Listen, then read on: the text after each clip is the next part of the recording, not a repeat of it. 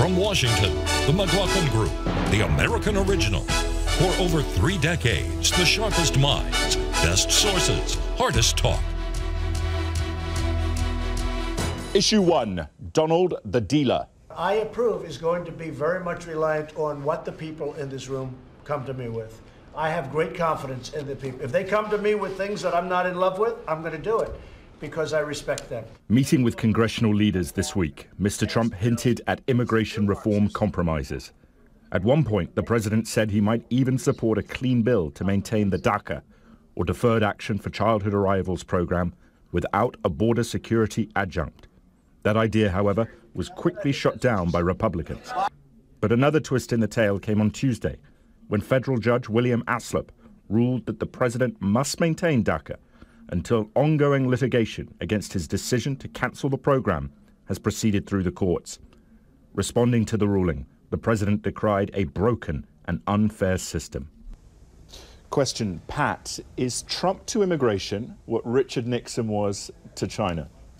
No, not at all. What immigration issue, let me say, Tom, is this. It is the critical issue to the Trump coalition and the Trumpsters. It's the #1 issue on which he's got to deliver. He's got to have border security, the wall.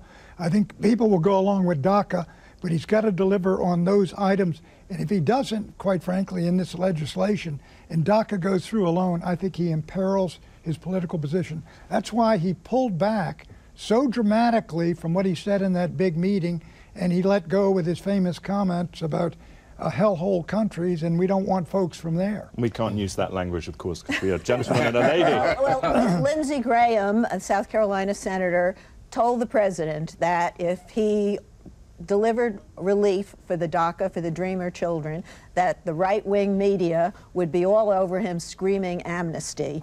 And the president said, that's okay, I can take the heat. I like heat, I put it all on me. That was one day. 48 hours later, he's using profane, ridiculous, racist language about Haiti and countries in Africa. And he just ripped the mask off of his so-called immigration reform and shows what it's really about. Some people may say, oh, he was just being politically incorrect. People talk that way. Some people do talk that way. A lot of people don't, and more people don't like it. And that phrase has rocketed around the world and is really, I think, eroding whatever credibility this president had, along with the Republican Party. Bill, welcome. Do you think we are going to get a deal now? Do you think the comment the president made hurts that potential functionally? Yeah, of course it did. No, I mean, first of all, back to that meeting. What struck me about that meeting, this is Donald the Dealer. I wouldn't want him doing any deal for me. I mean, I wouldn't trust him. He was all over the place. Dianne Feinstein says, a single DACA deal, clean DACA deal, then we'll get to immigration. What a good idea. And then Kevin McCarthy says, whoa, whoa, you can't do that. And then he flips over that way. Right. And to end the meeting, or basically his bottom line was, I'll sign anything you guys put in front of me. What the hell? I mean, that's not the leadership I think either his base or the American people want. But that's how I got a tax cut. Right, that's true. Any good thing that came out of that meeting, I think, was any chances of it were really imperiled by his racist comments that came the next day. Yeah, it does, but you notice this is nothing new. Every major issue that's come up, Trump has imperiled his own message and the progress of it. You know, trying to dismantle Obamacare, going for the tax cut, which they finally got at the 11th hour because they just kept pushing through. But the most fascinating part of the meeting to me was when Trump agreed with Dianne Feinstein for a clean DACA bill until McCarthy stepped in. This demonstrated on live TV, you could say, that Donald Trump agrees with whoever the last person is that he talked to. That is his position. Plus, and he just wants to get a bill of some kind through that he can call an immigration bill. But he can't do that. He can't do just a DACA bill. And for that bad comment we all talked about, and they're good Haitian people, but for that bad comment, quite frankly, that, you know, his base really is, his base is probably with him on that, and they can't stand the people pounding on him.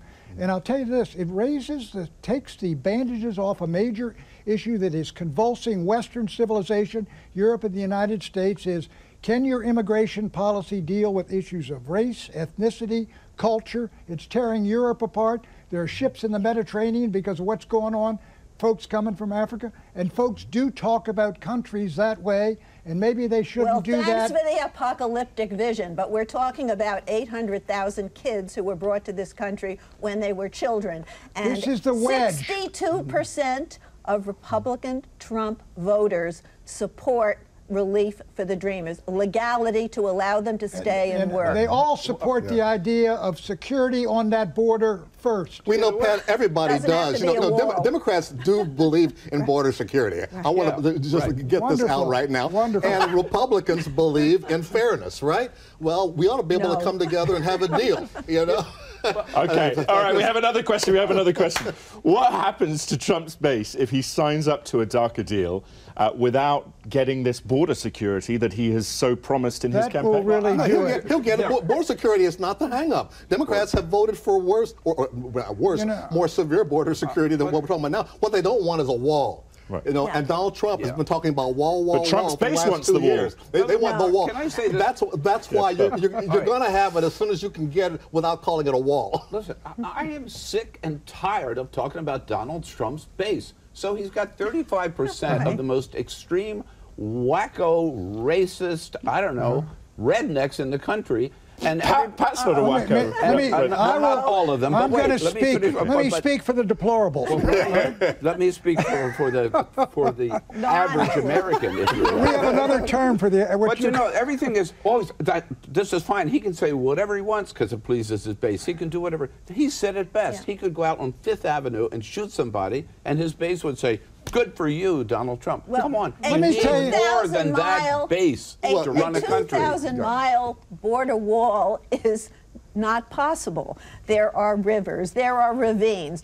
It's better to have Eleanor, drones or whatever. You can call the the Democrats base. are happy you to can talk call about the border base whatever security. you want, but the American people put him in office mainly to deal with this immigration issue, what they see as an invasion of this country. When you got 12 million people walking across your border, they want the border secured. They will accept we will come back to excuse me, it's not an invasion. It's a transformation of America. It's a browning of America that is happening. When 12 million people walk into your country, doesn't comfort them either. We are going to come back to this. We must move on. We must move on. Issue 2, deadly dossier. President Trump reacted with outrage this week as Senator Dianne Feinstein made public testimony from August 2017 by Fusion GPS CEO Glenn Simpson. Mr. Simpson's testimony concerned Fusion GPS's retention of a former British intelligence officer, Christopher Steele, to compile a dossier on possible connections between President Trump and Russia. Many of the allegations in the so-called Steele dossier, which was compiled in 2015 and 2016 and first published by BuzzFeed News in January 2017, are uncorroborated.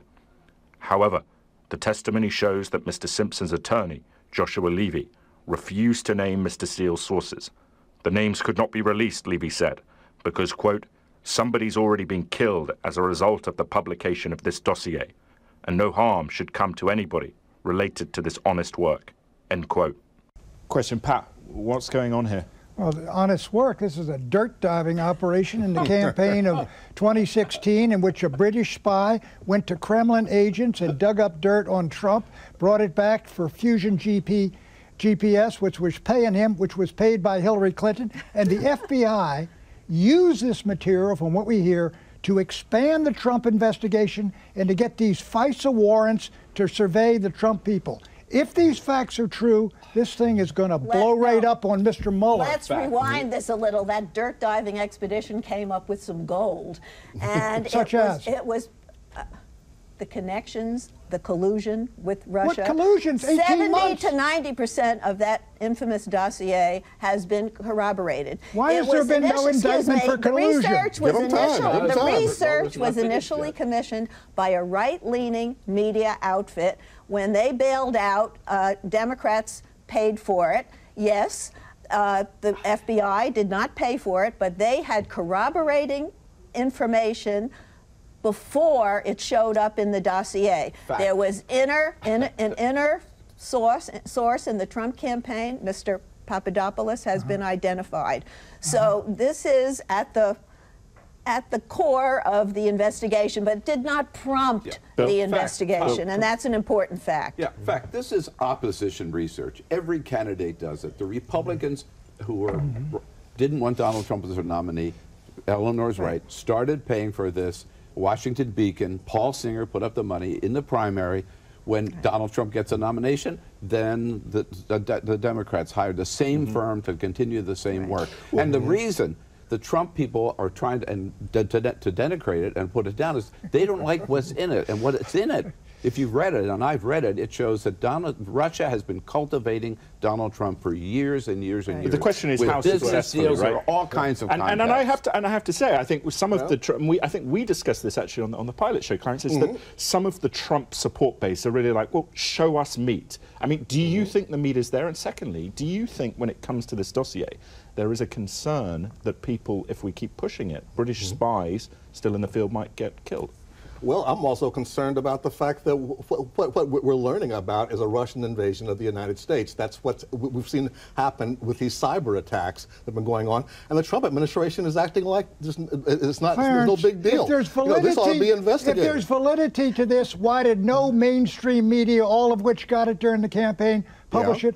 And why because, Pat, you may have noticed, the FBI I'm happy to answer that question, because Donald Trump was filling our coffers with so much other daily minutia and news that it just took the attention away from it. Why in 18 months, if there's collusion, has the FBI not indicted anybody for collusion? Because they aren't finished with the investigation yet, Pat. How long did the Watergate investigation take? You remember that? We have an exit question. We have an exit question. Exit question. I'm the moderator. I'm the commander-in-chief. Exit question. On a scale of 1 to 10, and I want numbers, 10 being the beauty of Phil Wegman's motorcycle and 1 being the fashion sense that I proclaim every week on this show, how likely is Christopher Steele to provide public testimony to Congress? 1 to 10. Pat? Private testimony. I think there's probably a 5. Okay. Eleanor? I think he'd be perfectly willing to provide information and to testify. He went to the FBI. Number? He went to the Kremlin, I'd say 7. I'll give it an 8, and I'll tell you, if he testifies in private, Dianne Feinstein will release a transcript, and she should. Right. Okay. I give it a 5, but I think what we're learning about is how extensive information sharing is between FBI, public and private sources. It goes on all the time. The Republicans want to use it to try to divert attention away from the central question, which is Donald Trump's possible conspiracy with people overseas during the campaign. I think it's a 3 for the reason collusion and conspiracy, you know, that's what we're talking about. The problem we have here, I think, for the British side is that people Steele recruited who are still agents for the British government, for SIS, are in play. But anyway, the person who ended up dead was the former head of the KGB who'd been working for the Russian oil company, but he was found dead a week or 10 days before BuzzFeed. Anyway, when we come back, Donald, defamation, and the 2020 race. But for original content, please make sure to visit our website, www.mclaughlin.com, and our Twitter page, @McLaughlin Group.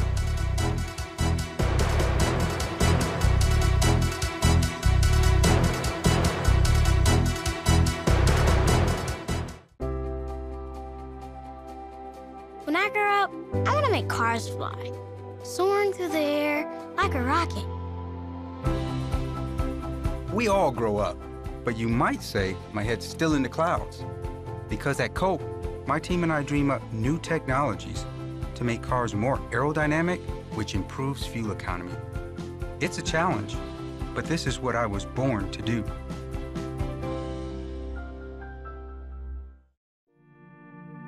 When I was a freshman in college, I lost my brother Brian to suicide. Brian had been a very successful college student himself who was president of an a cappella group, sports editor of a newspaper, 3.8 GPA at an Ivy League university. And what we learned is that he started experiencing some pretty severe mental health issues in his freshman year of college. He started experiencing depression and hearing voices, some psychosis, and yet he hid it. He hid it from me. He hid it from his friends. He hid it from all of his teachers because he was scared. He was ashamed. He didn't know what this meant.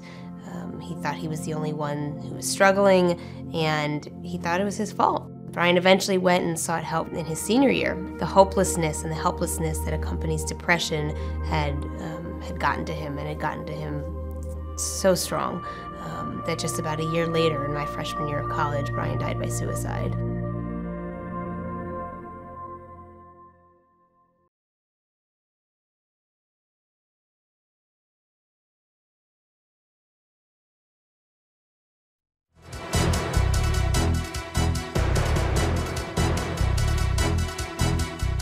Issue 3, libel wars.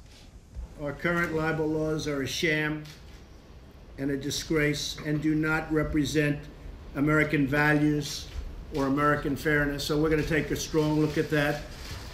We want fairness. You can't say things that are false, knowingly false, and be able to smile as money pours into your bank account. President Trump pledged this week to give greater legal relief to those who claim they have been negatively affected by untruthful statements made about them. But Mr. Trump faces a steep challenge as he seeks to change the law. When it comes to public figures such as the president and those in his administration, the Supreme Court has ruled that defamation suits can only succeed if a petitioner can prove that a speaker knew or entertained serious concerns that their statements were false when making them. And as Sarah Palin found while suing the New York Times last year, meeting this evidentiary burden is no easy task. Clarence, what's happening here? As a Pulitzer Prize winner, is he going to succeed? What's really happening here is Donald Trump's trying to change the subject. He's saying the same thing he said during the campaign. We got to change the libel laws, they're a sham, et cetera, et cetera. He apparently has not learned, and he's had plenty of time to learn. Libel laws are state laws, they aren't federal. We're talking about civil action here, and when Donald Trump learns that, he will realize that it's really the governors and legislators that goes make back a to the difference 1964 Sullivan decision versus the New York Times. Right. If you're a public figure, you got to prove reckless disregard and malice and active things like malice. that. But let me tell you, the Actual core of this malice. thing is the war between Trump and what Bannon called the opposition, which is the press. Trump calls the enemy. The media, I tell you, have taken the worst beating in the last year in terms of their prestige. Except for and Fox respect. News, of course. No, because you've engaged Trump in the war and you have become the opposition, and that is an historic mistake. Actually, the media is more respected by the non-Trump portion of the, country. We're witnessing a newspaper war in the greatest sense between the Washington Post and the New York Times with these and the Journal that they come up with, and it is and the Washington Examiner. It's particularly rich that Trump, with his long history of litigious behavior, would be threatening this. After he has denied, he said a certain phrase that we're not saying on this show.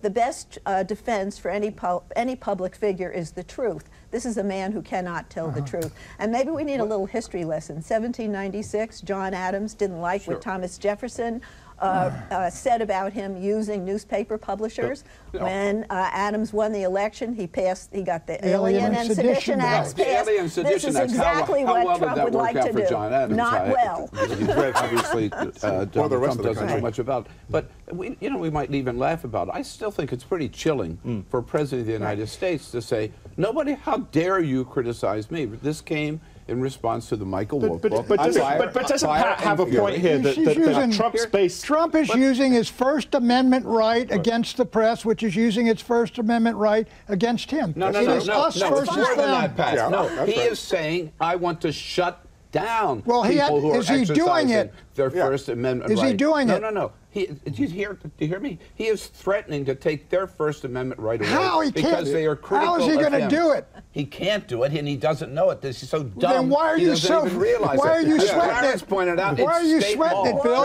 Everything's all right. It's going to be all right, Bill. You know why? Because we have a president who doesn't know what the hell he's doing. The reason he's doing this is he envisions the presidency as a reality show where every day he vanquishes a rival. He has actually said that. That's how he frames his time on the world stage. And the media, you're right, it is us versus them. But you said the New York Times and Washington Post, They don't agree 100% about Trump. Come on. But would you guys, let me interject. That's right. You're saying there's not a media conspiracy against Trump? No, I'm just saying the whole gang is against him. But you know what is a beautiful that. thing in an era in politics and media where there is so much disagreement? There's smiles around this panel now as we debate, well, as you debate this issue, because we respect each other. So there is a positivity to that, at least. Would you agree, Pat? What kind of positivity? Well, there is at least some. But I come away every week thinking to myself, he can't possibly believe what he's saying. No, and yet you come back. I think he does. But also, I have to let's say, remember I think the result of this war against the media is that we are seeing the best investigative reporting in this country today than we have seen in America. Issue 4, the Oprah show. Yeah, I'll beat Oprah. Oprah would be a lot of fun. I know her very well. You know, I did one of her last shows. She had Donald Trump, this is before politics, her last week. And she had Donald Trump, and my family was very nice. No, I like Oprah. I don't think she's going to run. President Trump reacted exuberantly this week to the possibility of a 2020 presidential election showdown against Oprah Winfrey. Winfrey's name is now circulating in Democratic Party circles in the aftermath of her politically attuned Golden Globe speech last weekend. Of course, Miss Winfrey is not the only name on Democratic lips. Others include Joe Biden, Julian Castro, Elizabeth Warren, Tom Steyer, and of course, Bernie Sanders. Eleanor, who is going to be the 2020 nominee for the Democrats? Well, I love Oprah. I don't know that she necessarily is the salvation of the Democratic Party, but that's up to her. She can do whatever she wants. The stage is going to be so crowded for the Democratic 2020 nomination. It's going to look like the counterpoint to what the Republicans put. Who would be best placed to beat the president? I actually like Jay Inslee, who is the head of the Democratic Governors Association, following in the Bill Clinton tradition. Okay, fine, Inslee. All right, here's the problem. Listen, you define the problem. The reason people are talking about Oprah is because of the paucity of talent on the Democratic side. Nobody cares about these people. So Oprah's going to, they put her up, they say, she's the savior. You're half right, Pat. It's not a paucity of talent, it's a paucity of charisma. They don't, there's not a real bright and shining charismatic figure on the left, like there is on the right in the person of Donald Trump. That's how Donald Trump had a very strong same problem the Republicans had. Exactly.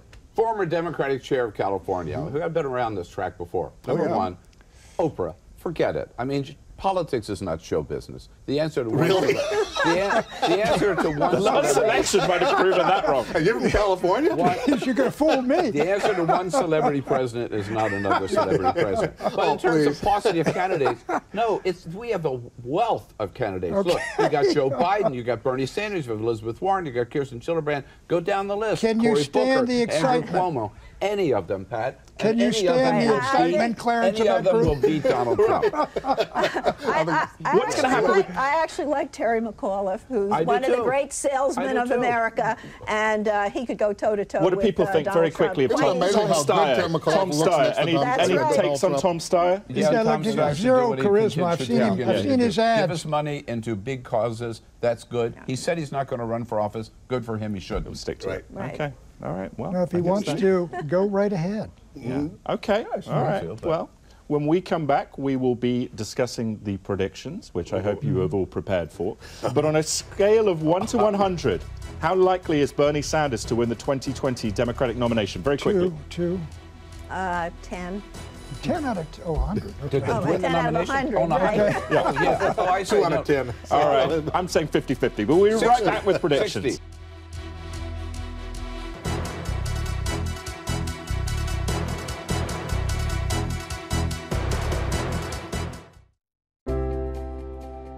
Cars fly. I love turning old stuff into something amazing. I want to plant a garden for the whole world. We grow up, but we never stop dreaming. Here at Coke, we challenge ourselves and the status quo to produce innovations like renewable fuel, more energy-efficient vehicles, and food for all. Because what drives us most is challenge itself.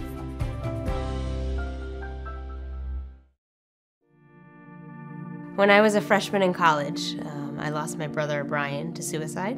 Brian had been a very successful college student himself who was president of an a cappella group, sports editor of a newspaper, 3.8 GPA at an Ivy League university.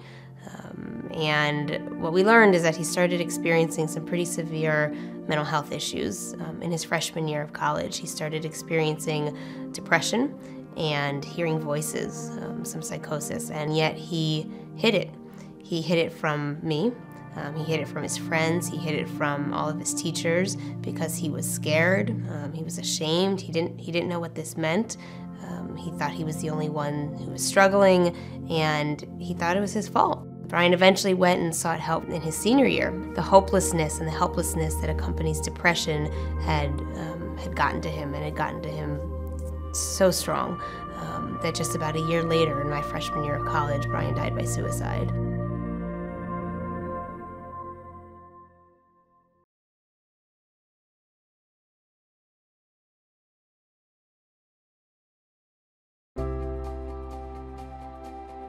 When I grow up, I want to make cars fly, soaring through the air like a rocket. We all grow up, but you might say my head's still in the clouds. Because at Coke, my team and I dream up new technologies to make cars more aerodynamic, which improves fuel economy. It's a challenge, but this is what I was born to do.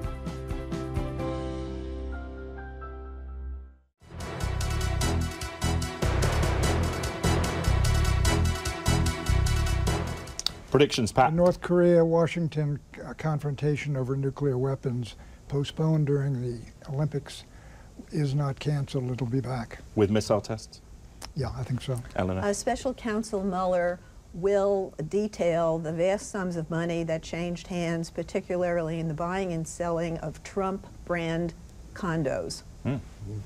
Democrats will pick up 4 seats in Orange County, California, which will propel Democrats to take back control of the House of Representatives, and Nancy Pelosi will be the next speaker. What happens in the Senate?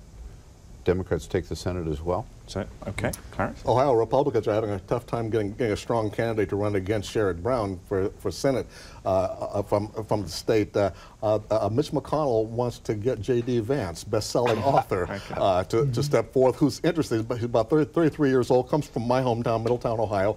And but the fact is, he also supported Evan McMullen, who was our guest. Yeah, he was last week. I predict, that hurts him. I predict that in the coming weeks, the Russian Air Force will bomb or will attempt to bomb U.S. ground forces in Syria. Russia will say it was an accident, but it won't be. And here's a random fact. 234 years ago today, Congress ratified the Treaty of Paris that ended the War of Independence with a nation that shares my accent. Anyway, thank you, panelists, for a fun and stimulating discussion again. And we hope you'll join us again next week. But until then, please make sure to visit our website, www.mclaughlin.com, and follow us on Twitter @McLaughlin Group, because there will be some wonderful, unique content.